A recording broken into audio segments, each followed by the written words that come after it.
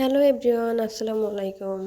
ভাপা পিঠা তৈরি করার জন্য নিয়ে নেব নারকেল, গুড়, খেজুর, চালের গুঁড়ি, বাদাম, কিশমিশ, গুঁড়ো দুধ এবং ভাপে দেওয়ার জন্য রাইস কুকারে আমি পানি গরম দিয়ে দিলাম। এরপরে আমি পিঠা তৈরি করার জন্য প্রথমে আমি চালের গুঁড়ি, তারপরে নারকেল, গুড়, বাদাম, খেজুর, কিশমিশ, গুঁড়ো দুধ এগুলো আমি দিয়ে, তার উপরে চালের গুঁড়ি দিয়ে, তার উপরে আবার আমি নারকেল, গুড় দিয়ে হালকা করে উপরে চালের গুঁড়ি দিয়ে তারপর আমি বসিয়ে দেবো চুলায় ভাপে এবং অপেক্ষা করব আমি 20 মিনিট।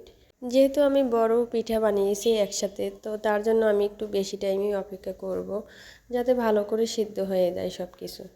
পিঠা হয়ে যাওয়ার পরে আমি সবাইকে ভাগ করে দিয়েছি এবং দেওয়ার পরে আমি কিছুটা পিঠা রেখে দিয়েছিলাম আমার বান্ধবীদের জন্য, ওদের জন্য আমি কলেজে নিয়ে যাব।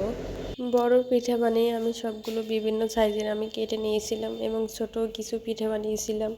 তো আমার পিঠাটা কেমন লাগলো জানাবেন। সবাই ভালো থাকবেন। আল্লাহ হাফেজ।